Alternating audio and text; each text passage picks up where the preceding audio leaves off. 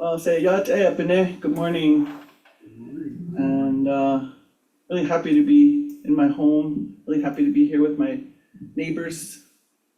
So thanks for making this space for us to come together and remember who we are and how we're all related.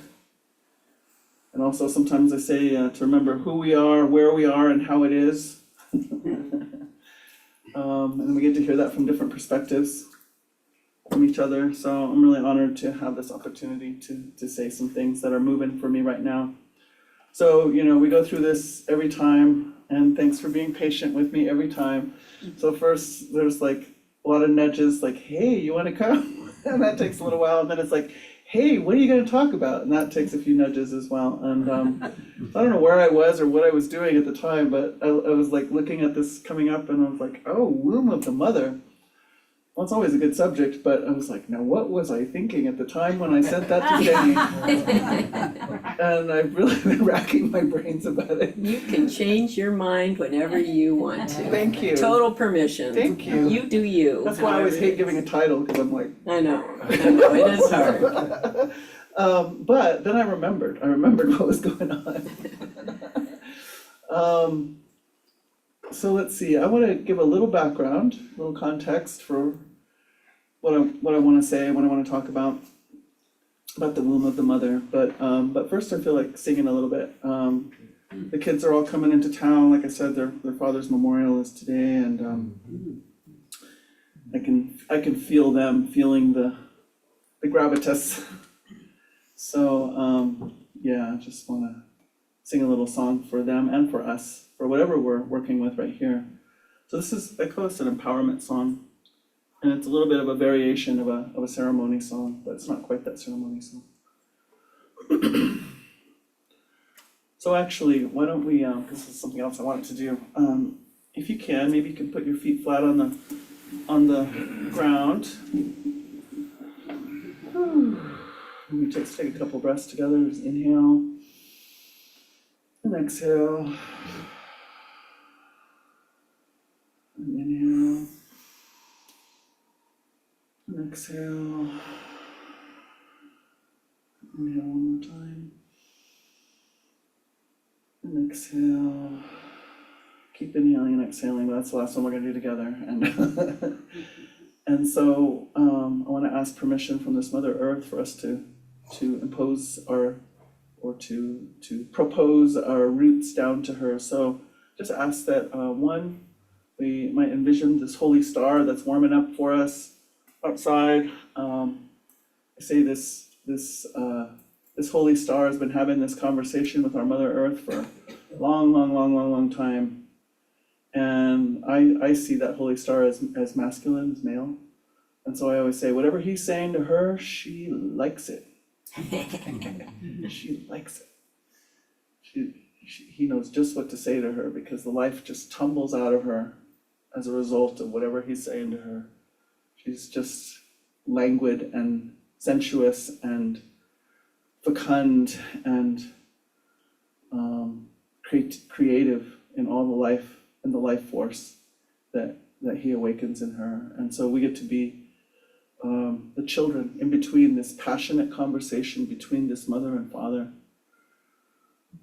And I grew up with folks who were raised by missionaries, so that element wasn't super present.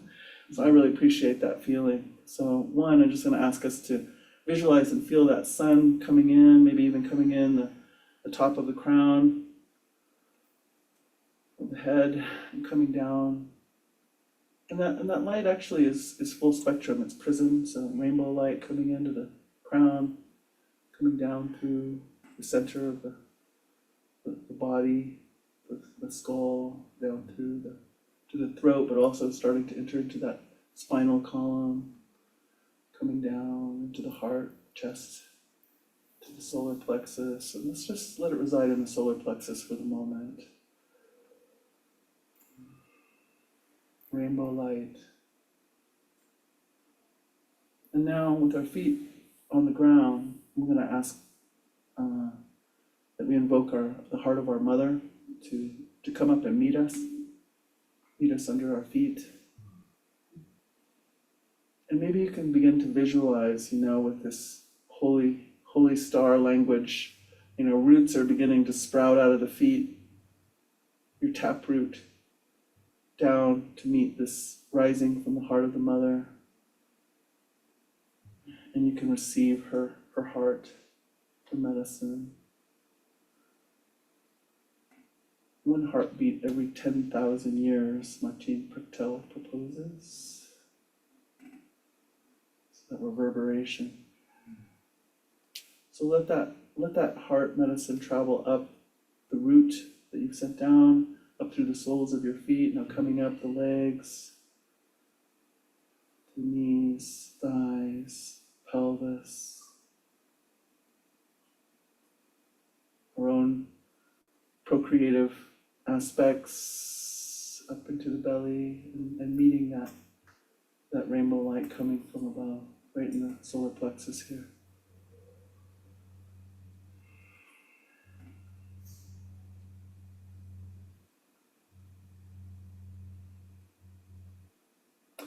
Now, where these medicines are meeting, you can let it emerge out of the solar plexus and form like a little sphere around you, permeating every aspect, your energetic field, chakras that are close by, maybe not even in the body, but a little further out. And even, they say even we have a few that are way out in the stars too. So with our signature here, with these medicines, with being earthling between sun and earth, we'll let that confluence meet every aspect of ourselves, near and far. And so now we feel this sphere of this medicine all around us.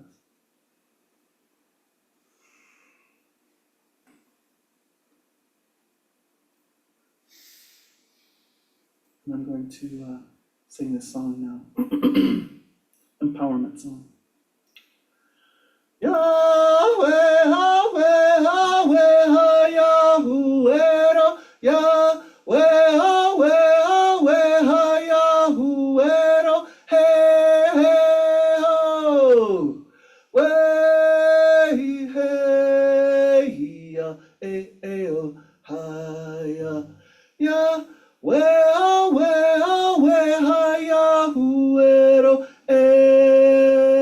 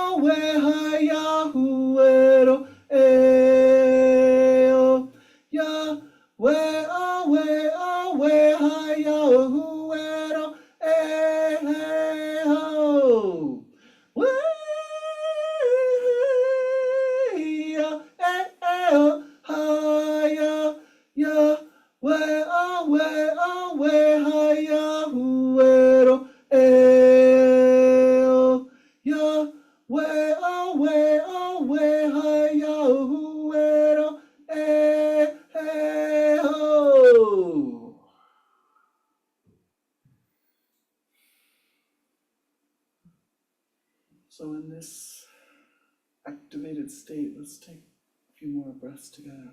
Inhale and exhale. Inhale and exhale. Inhale and exhale.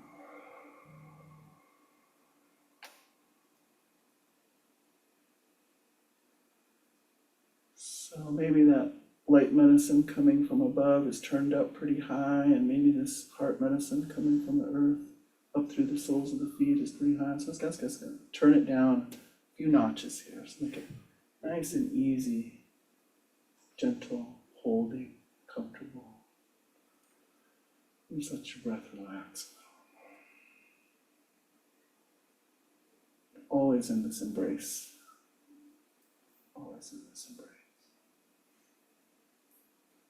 When you're ready, you can open your eyes. Whew.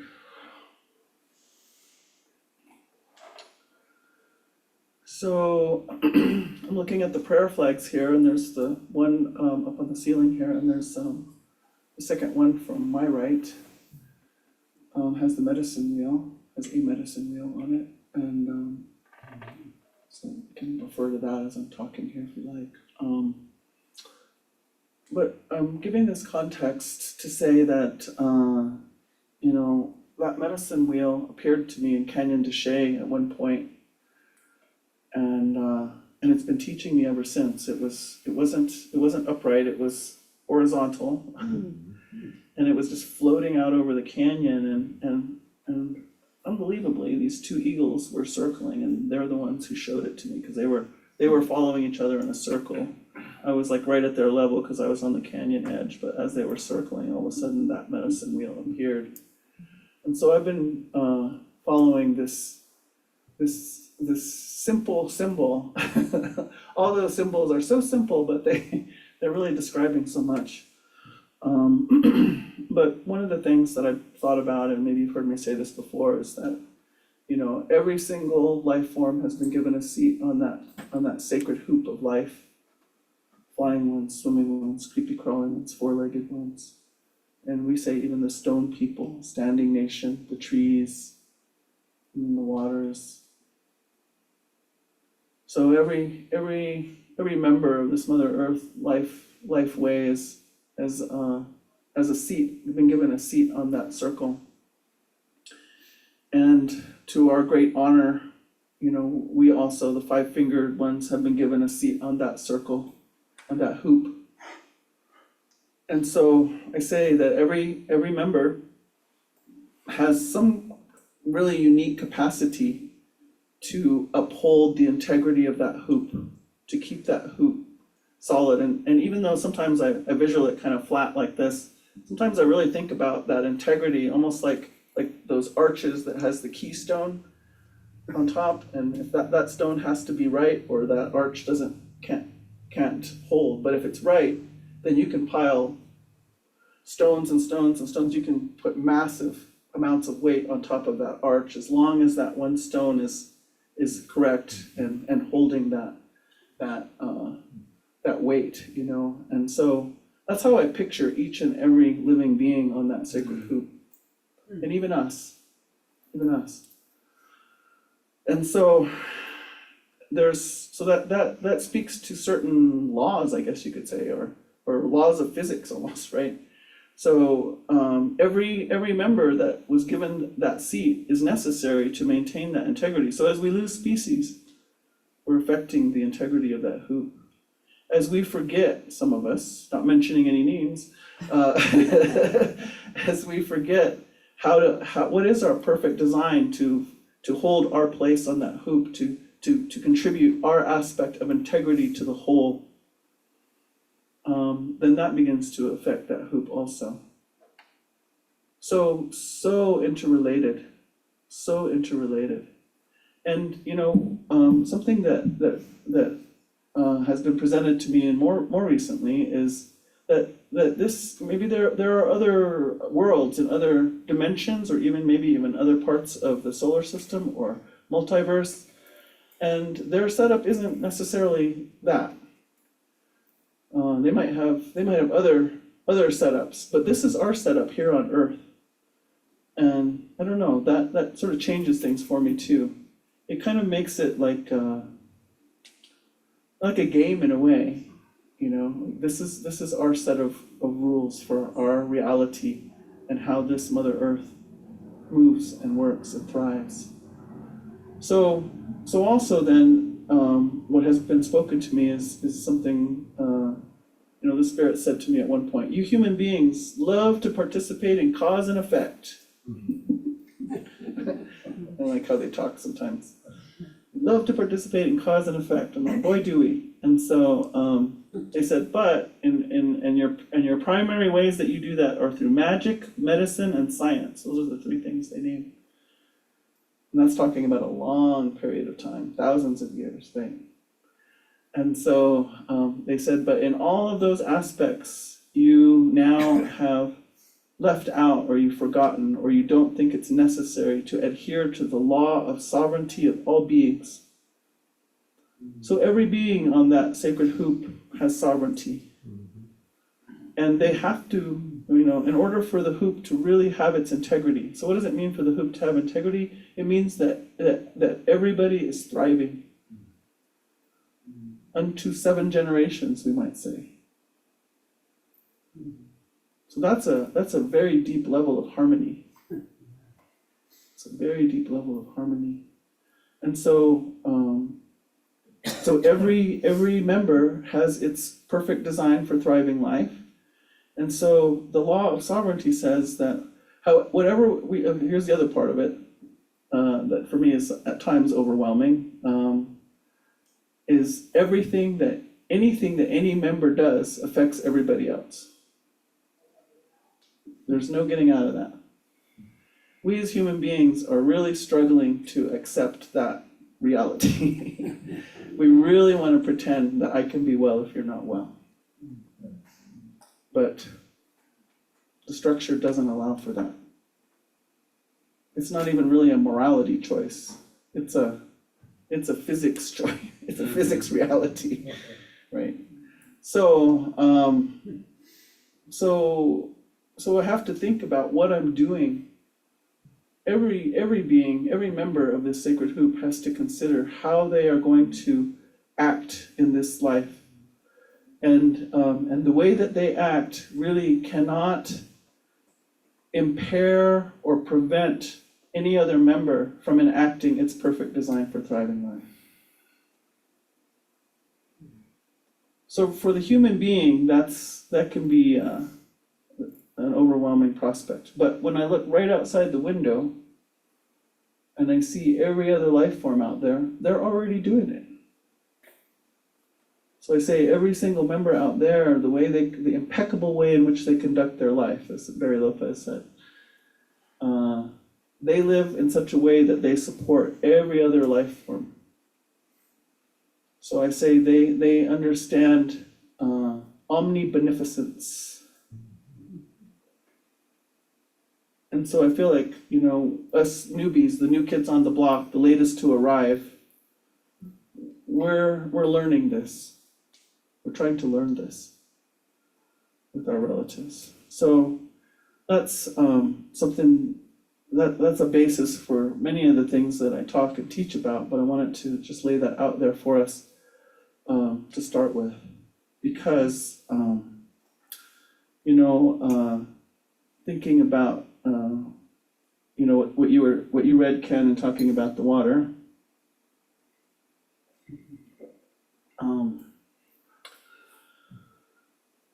Yes, the pipes. But I've been saying about the water that in our science books it makes it pretty simple. They say the oceans evaporate into the clouds travel over the mountains. I say the mountains seduce the clouds over. It's a very sensuous world. The mountains seduce the clouds over, drop their rain, come down the streams, collect at the base of the mountains to the rivers flow down. Maybe there's acequias in between, but then the rivers go back to the sea. So that's what my science book said, right? And that's done, water system. But I say, wait a second, no, there's more to it than that. That water passes through every single life form first. Every single life form, and not only in the present, but every one of our ancestors had a drink of this water right here. So this water has been moving through this life. I say Tyrannosaurus Rex had a drink of this water right here. Imagine. Hope he didn't spit back in the. Backwash, T-Rex backwash. Beings that we might not even have heard of, you know? So, so all the generations of all the life that water has cycled through. And so I always feel like that water is monitoring us, actually. It's monitoring the status of this sacred hoop, maybe. How is everybody doing? Good. You know, that's what the water's asking for all that life. How are the trees doing? How are the otters doing? How are the platypus doing? You know, how are the whales doing? And so the reason that I brought up this womb of the mother. So now I'm looking at that flag on the far end. There she is. Well, and I want to, before I even go into this, I'm kind of afraid to go into this, so I'm kind of skirting around a little, but I think it serves. So anyways, I'll say, you know,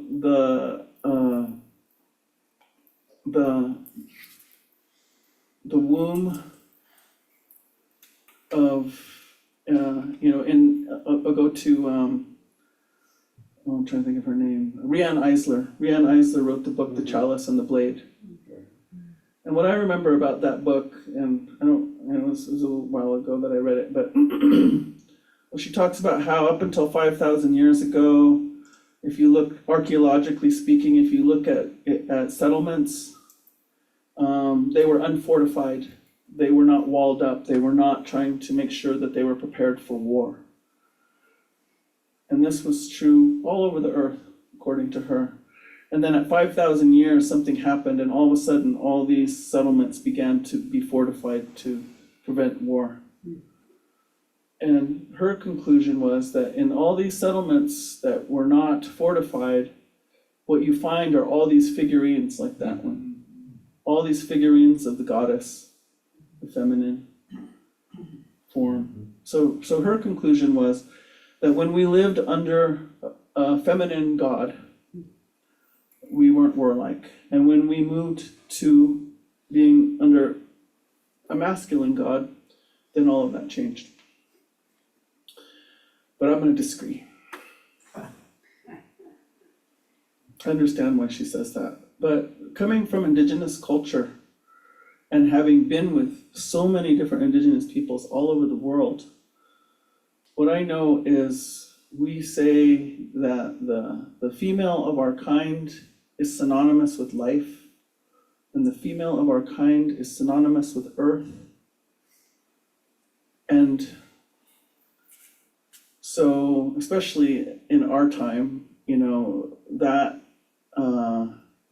we have some pretty rigid categories for this. Female, woman, that means X. But think about that. The female of our kind is synonymous with earth. But earth isn't only female. So it's an encompassing concept. The female of our kind is synonymous with life. But life isn't only female. But it's an encompassing concept there too. So there's some boxes from the way that we organize things, especially now in this time of big gender uproar, that can't quite maybe make that leap and accommodate what we're really saying there, that the female of our kind is synonymous with earth, the female of our kind is synonymous with life. So it's not only speaking to women over here, women goddesses, women. So I think that maybe those civilizations were in a deep study of omnibeneficence. They were upholding life. And those figurines didn't mean woman, they didn't mean goddess necessarily, they meant life. They meant earth. So that's what I wonder about. But when that endeavor of recognizing the laws of physics at the that the sacred hoop of life presents, when that began to be interrupted by other ideas, that's when I think things changed. But the whole reason I brought up this subject was for solstice, a sister invited me to go and do ceremony with her. She'd been asked to go do ceremony at these vapor caves. Maybe some of you know of them. They're in Glenwood Springs. And so you go down these really kind of primitive steps, about 30 feet underground, and underground there's these hot rivers running, and there's literally vapor, and there's these caves. There's about 4 different caves, and this is one place that's like a spa. There's a few other places like that in the area, and I don't know that everybody has access to those, but this one you can have access to. So we were invited to do ceremony there for solstice. So interesting to go at the zenith of our holy star shining down in the north. And let's remember, we're at summer solstice here, the height of where I say Mother Earth is exhaling life up in the north, but she's inhaling in the south. So she's pulling that life up through herself, expressing it up here. Our crops are starting to grow and get ready. The cherries have been going wild. Peaches on the way. But down in the south, southern hemisphere, it's quiet. And all of that life is underground.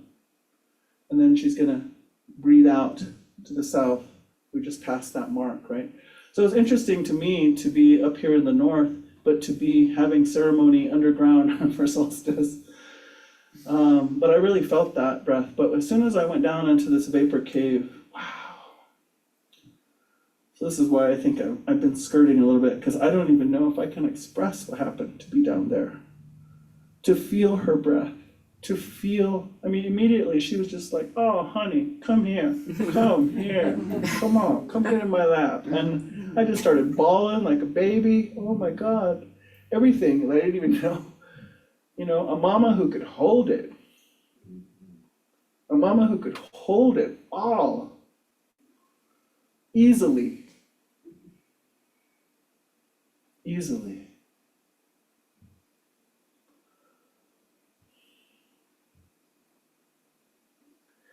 And I was hearing those hot waters running by us down there. And, when I speak about the water, when we do Inipi, which is a very specific kind of sweat lodge, there's many different kinds of sweat lodges, but that's a specific one, specific to Lakota. When I start that lodge, I'll say, let's look at this holy water of life, holy mani wachozane wakan, a standing rock. They taught us all to say, mani wachoni. Holy mani wachozane wakan, holy water of life. Not only life, but alive, binding all living things together as one family. We're the family of life because of this one. And then I always say, she's the lifeblood of our Mother Earth.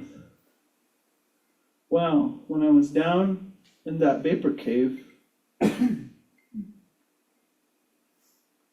something else came up about that. Those hot waters running. So I was also told one time when I was out fasting and crying for a vision, we say, Hamblecha. I was told that, the hot springs, the warm springs, that is the correct place for the human being to encounter the heart of the Mother Earth. We can't go down into her. We shouldn't be going down deep into her. But that depth will come and meet us in the springs, and we can actually touch her and receive that heart. So that's what I was told about it. So I was reminded of that with these hot waters down in the cave. And then she said, I don't know if she said it, but I just felt like I was seeing it. It was like, that water isn't just isn't her lifeblood. Maybe that's her amniotic fluid.